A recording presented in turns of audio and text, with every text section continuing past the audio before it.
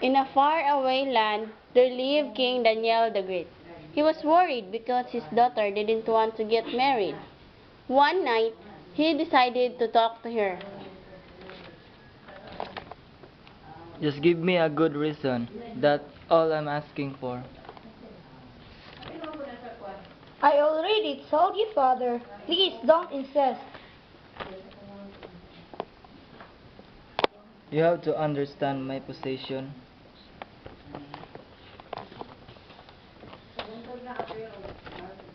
The king looked through the palace window. Look at all this. I rule this kingdom. All this belongs to you. I know, Father, but I don't like anybody here. I can't just marry any man.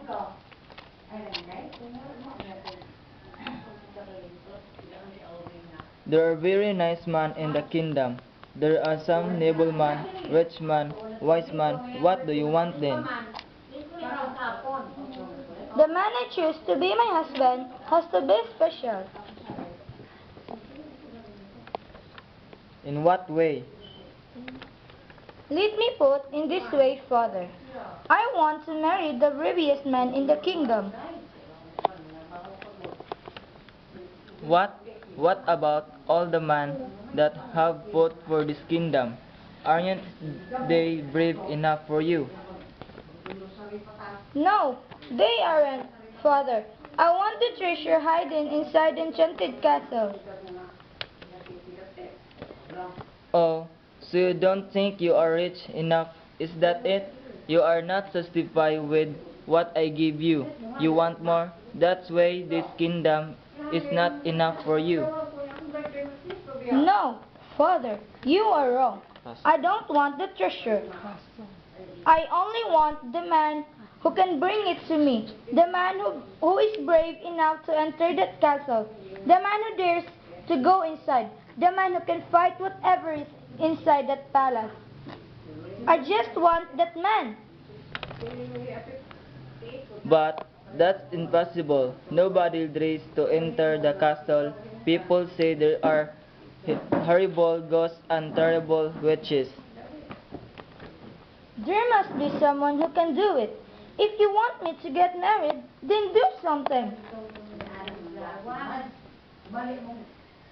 Well, let me talk to your advisor. I see you in the morning. Good night, Father. Good night, darling.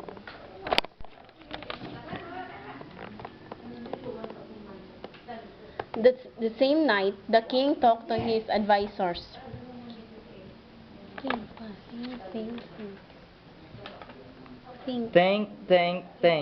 Think.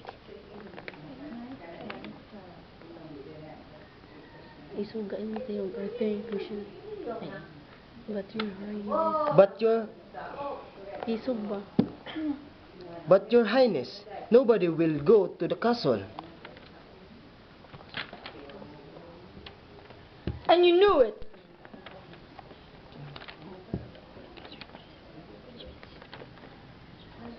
Which means that there are no brave men in my kingdom.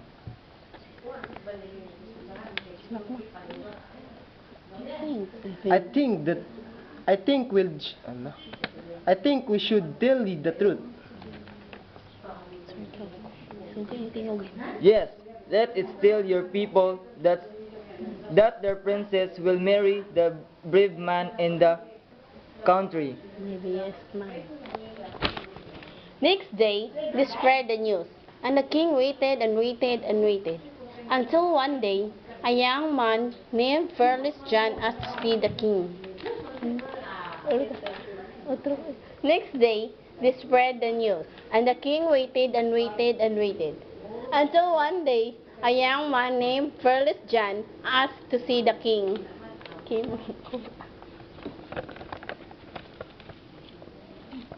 Fearless John. Your highness, I know Your Majesty?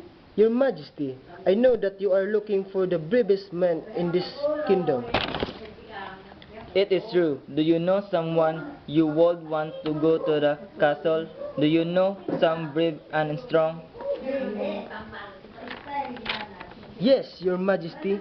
It's me. I will bring the treasure. Ha ha ha ha. You are a dreamer. You are short and thin, and you look weak. Tingnan ko. Yes, Your Majesty. They call me Pearl's John because I'm not afraid for anything. It's hard to believe. I think you should think about it. I have nothing to think about. Think about. I have nothing to think about. I will go the castle tonight. I will go to the castle tonight. It's up to you. Then just bring me the treasure, and my daughter will marry you. That same night, Fearless John went to the enchanted castle, the palace where no one dared to go. It's so dark in here, and dirty, and there are spider webs everywhere. Suddenly, he saw a ghost. Hello, Mr. Ghost. The ghost went straight to the dining room, and Fearless John followed him. But before entering the room, he heard a loud noise. Thrash, quash, mash. Fearless John turned around and said, Do you think you scare me? You better stop that noise. The loud noise was made by a huge snake that was coming down the stairs. I can't waste my time with you. Go back. The snake went upstairs, and Fearless John entered the dining room. And in the center of the room, there was a big dining table, and there were two green witches with red lips, hands, and hair, and two ghosts with big ears.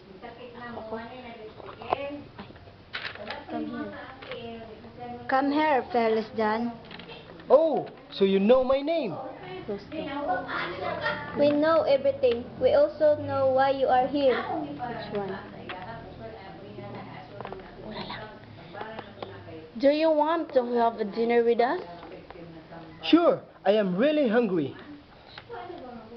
Would you like to test our soup made of frog eyes, snake tongue, and lizard tail? Yes, it looks delicious. You are our guest of honor. Sit down. Fearless John sat at the table and enjoyed dinner. When he finished eating, he said, "Thank you." Thank you for this wonderful dinner. I feel very tired. I am going upstairs to sleep. Oh, and please don't make a lot of noise. I really need to rest. Which one? Have a pleasant dreams, Fearless John. Ha ha ha ha. Fearless John went upstairs, and soon as he found a bed, he went to sleep. At midnight, he felt the bed was moving, and he woke up. Oh, it's fun. Oh, this is fun. I am flying. This is the first time in my whole life that I sleep in flying bed. Then the bed came down. Oh, I was just having fun. Anyway, And he went to sleep once again. Next day, when he woke up, he was surrounded by ghosts and witches. good morning. Sabi ko na. I feel good morning. Good morning. I feel better now. After the good night sleep, What can I do? what can I do for you? Ghost one. Ako. Me, this one. Eh, ikaw. You are the first person who has treated us kindly. No. Kindly. Treated us kindly. Treated us kindly. Kindly. Kindly. Otro. You are the first person who has Treated. treated us kindly. Kindly. Otro. You are the first person who has treated us kindly. Kindly. Nag-gusto. That's right. You haven't tried to harm us? Or to get rid of us? We want to give you the treasure you came looking for. Take this bag of gold coins and this box of precious jewels. Oh, thank you very much. Then he hugged the witches and the ghost. I have to go now. Goodbye, Peerless John. He left the enchanted castle and went straight to the king's palace. When he arrived, he asked to see the king. You are back. Yes, Your Majesty, and I have the treasure with me. I have to see it before I tell my daughter. Fearless John showed the king the gold coins and the precious jewels. The king was delighted. Good. Good. My daughter will be here in a few minutes, guard. A guard entered the room. Tell my daughter to come here immediately. Your Majesty. Yes, Your Majesty. After a few minutes, the princess came into the room. Did you want to talk to me? Yes.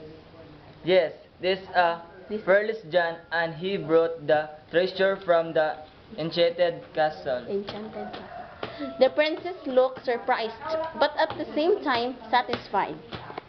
Oh, thank you. And I will keep my promise to marry the bravest man in the kingdom. Tomorrow, my people will know that my daughter will get married. Maybe. Sige na, sige. Sige. Sige. Balik. Tomorrow. Tomorrow, my people will know that my daughter... Otro will know.